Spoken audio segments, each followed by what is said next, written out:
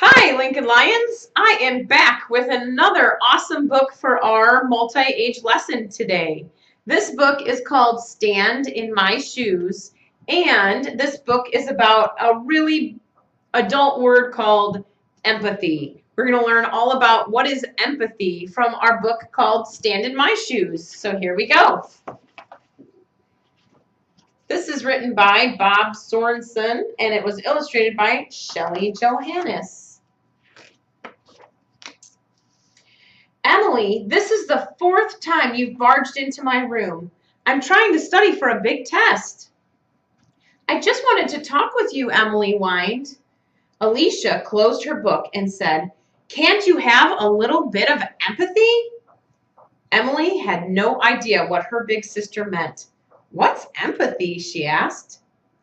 Empathy is when you understand how someone is feeling because you imagine what it's like to be them or to stand in their shoes. People are grateful when you notice how they feel. I'm worried about my test, and I'd really appreciate it if you'd scram so I can study. Emily was grumpy as she left her sister's room, but she thought about Alicia's words. Would people really appreciate it if she noticed how they felt? The next morning, Emily went to the kitchen for breakfast. Her dad was making coffee and spilled some coffee grounds. He didn't look very happy. "Dad, are you in a hurry?" she asked. "Yes, sweetie, I have a big presentation at work and I need to get going." Emily found a wet dishcloth. "You look tired, Dad. How about if I clean up the coffee while you get your other stuff together? Would that be helpful?" For a moment, Emily's dad just looked at her, and then he hugged her. "You're the best, Em," he said, and he grabbed his coat and he hurried out the back door. It was drizzling outside as Emily waited for their school bus. As it pulled up, one of the other kids accidentally knocked into a little girl as she was getting onto the bus. Rosie lost her balance and sat down hard on the wet cement. "Watch out for the little kids." Then Emily turned to the little girl. "Well, that's a yucky way to start your day." "I'm okay," Rosie replied, but she struggled with her heavy backpack.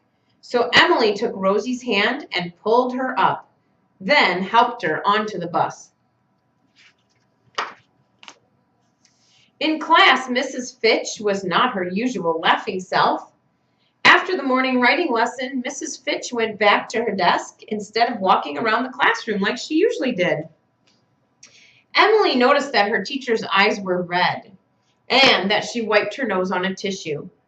"Mrs. Fitch, is there something wrong?" Emily asked her. "My little dog Buster died last night," she said quietly. "He was very sick.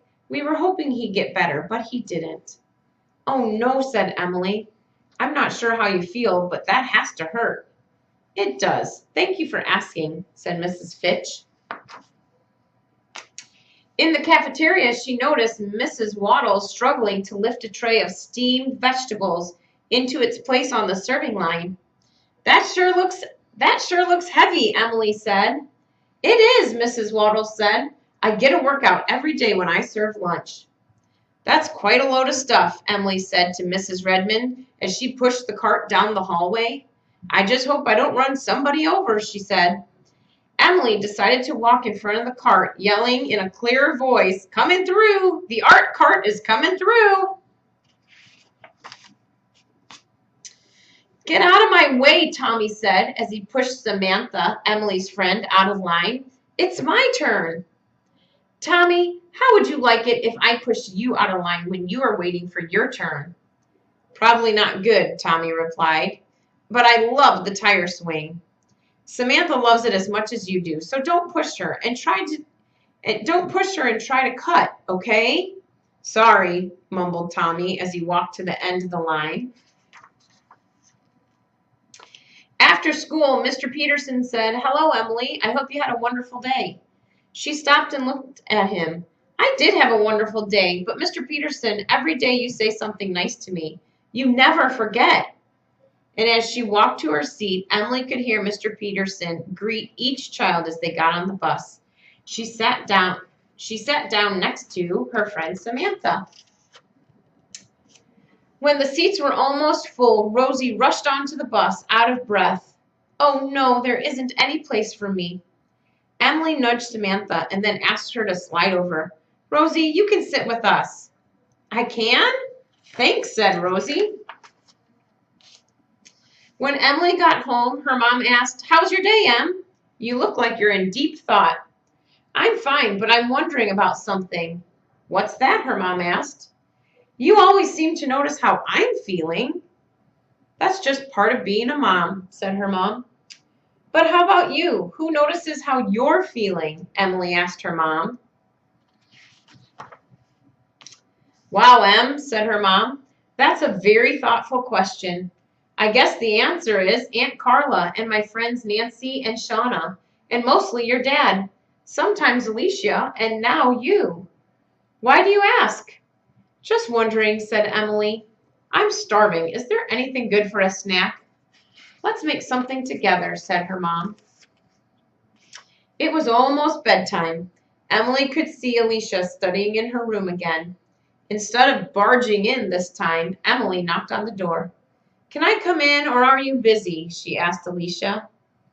You look like you want to talk, said Alicia. Come on in.